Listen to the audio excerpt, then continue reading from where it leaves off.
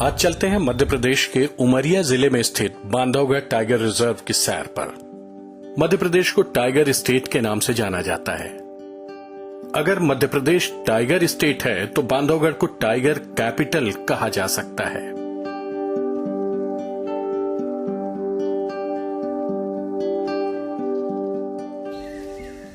Bandhavgarh tiger reserve में tiger की सबसे डेंस्ड पॉपुलेशन है।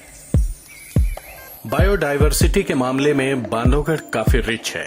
यहाँ टाइगर के अलावा spotted deer, sambar deer, wild dog और भी कई जीव जंतु यहाँ पाए जाते हैं। बांधवगढ़ की जर्नी में कई पड़ाव आएंगे, लेकिन सबसे पहले बात करते हैं एक ऐसी घटना की जो हमेशा मुझे रोमांचित करती है। ये घटना है जून के महीने की। उस समय पतझड़ के बाद पूरा जंगल फिर एक बार हरा भरा हो गया था। हम टाइगर की तलाश में अपनी जिप्सी से घूम रहे थे। आगे घास का बड़ा मैदान था। जंगल के बीच में एक छोटी सी नदी बहती है। रास्ते के किनारे बहने वाली नदी के आसपास खूबसूरत बर्ड्स नजर आती हैं। हम इस नजारे को देखते हुए आगे बढ़ रहे थे।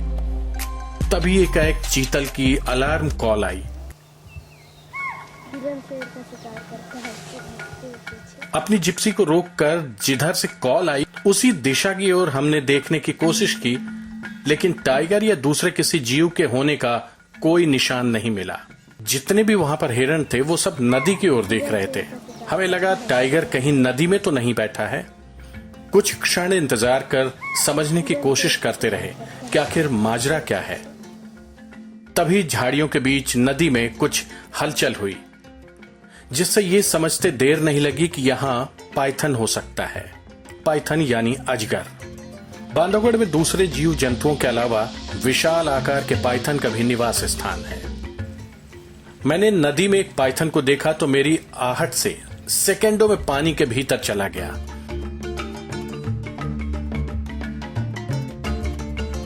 और बारीकी से देखने पर एक चीतल का शव घास के बीच में पड़ा दिखाई दिया। ये देखने के बाद इस सीन को फिल्माने के लिए कई घंटे पिन ड्रॉप साइलेंट कैमरा तैयार कर इंतजार करते रहे। काफी देर बाद जब सब नॉर्मल दिखा तो ये पाइथन नदी से बाहर निकलकर अपने शिकार को निवाला बनाने के लिए उसे अपनी गिरफ्त में ले लिया। और लगभग 2 घंटे में पूरा हिरण उसके पेट में था। पेट भरने के बाद पाइथन का शरीर काफी भारी हो गया। चलने फिरने में उसे परेशानी हो रही थी। ऐसे में हमारी मौजूदगी से पाइथन असहज महसूस कर रहा था। पाइथन पानी से भागने की कोशिश करने लगा। आपको बता दें, पाइथन जमीन पर काफी धीरे रेंगता है, लेकिन पानी में इसकी रफ्तार तेज हो जाती है। पेट में पूरा चीतल होने की वजह से इस पाइथन को करीब से देखने का अच्छा मौका मिला। यह पाइथन आकार में काफी बड़ा है, लगभग 8 से 10 फीट या इससे ज्यादा भी हो सकता है।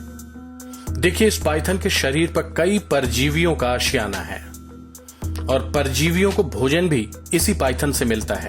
सबसे पहले तो ये चींटे आराम से पाइथन के शरीर पर तफरीह कर रहे हैं। अब गौर से देखिए, ये पाइथन के सेल्स के बीच में ये टिक्स, जिसे आमतौर पर किलनी कहते हैं, जो कैटल यानी गाय भैंस के शरीर में चिपक कर उनका खून चूसती हैं, वो इस पाइथन के विशाल शरीर पर लिपटी हैं।